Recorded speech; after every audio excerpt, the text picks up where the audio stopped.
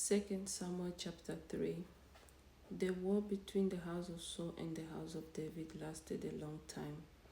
David grew stronger and stronger, while the house of Saul grew weaker and weaker. Sons were born to David in Hebron. His firstborn was Amnon, the son of Ahinoam of Jezreel. His second, Chileab, the son of Abigail, the widow of Nabal of Carmel. The third, Absalom, the son of Maacah, daughter of Talmai, king of Geshur. The fourth, Adonijah, the son of Haggith. The fifth, Shephatiah, the son of Abital. And the sixth, Ithream, the son of David's wife Eglah. These were born to David in Hebron. During the war between the house of Saul and the house of David, Abner had been strengthening his own position in the house of Saul. Now Saul had a concubine named Rizpah, daughter of Ahijah. And Ishbosheth said to Abner, "Why did you sleep with my father's concubine?" Abner was very angry because of what Ishbosheth said. So he answered, "Am I a dog's head on Judah's side? This very day I am loyal to the house of your father, Saul, and to his family and friends.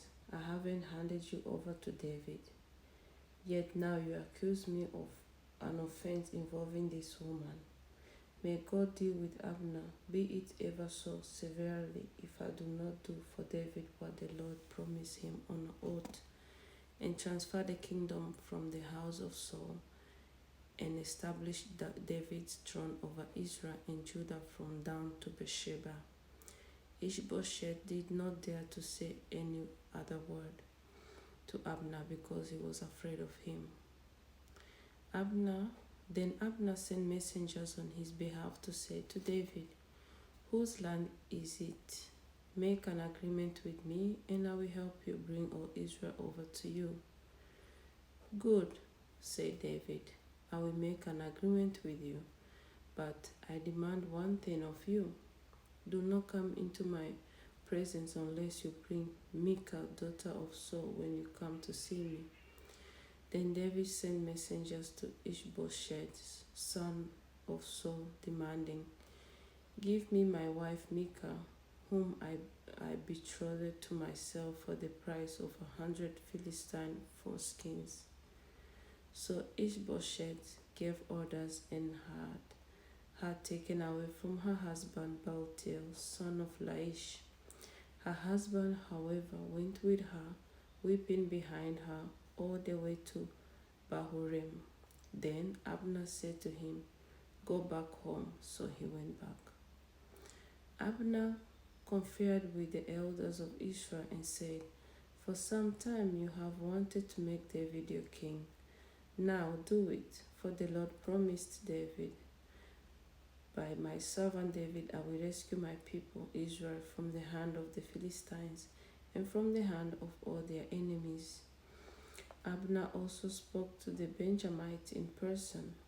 Then he went to Hebron to tell David everything that Israel and the whole tribe of Benjamin wanted to do. When Abner, who had 20 men with him, came to David at Hebron, David prepared a feast for him and his men.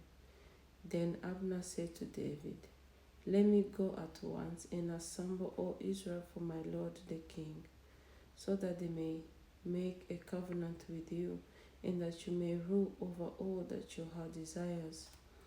So David sent Abner away, and he went in peace. Just then David's men and Joab returned from a raid and brought with them a great deal of plunder.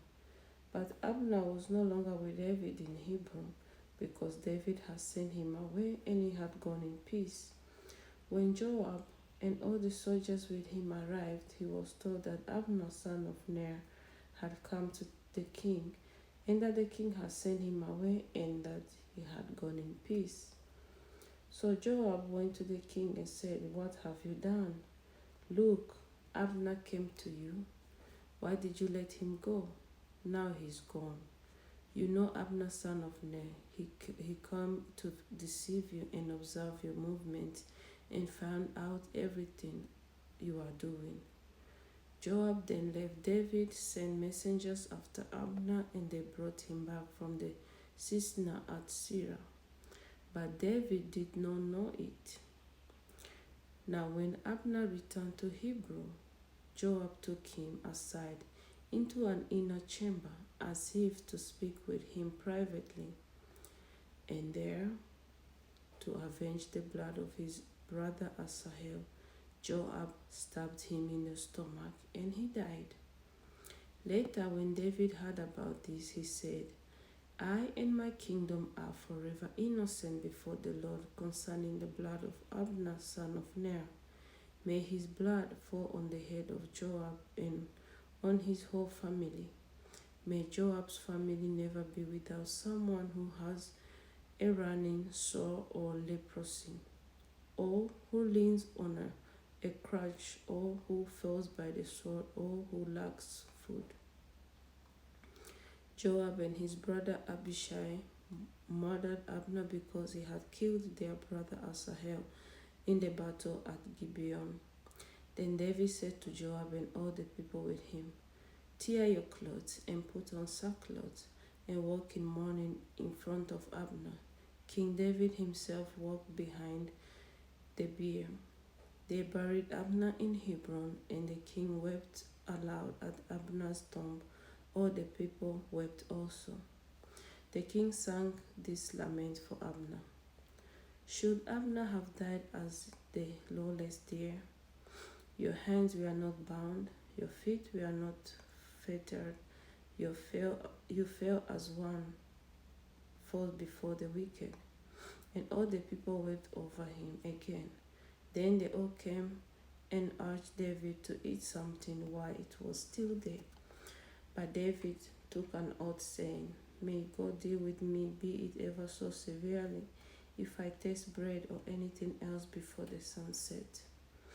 All the people took note and were pleased. Indeed, everything the king did pleased them. So on that day all the people there and all Israel knew that the king had no part in murder of Abner son of Ner. Then the king said to his men, Do you not realize that a commander and a great man has fallen in Israel this day? And today, though I am the anointed king, I am weak, and these sons of Zeruiah are too strong for me.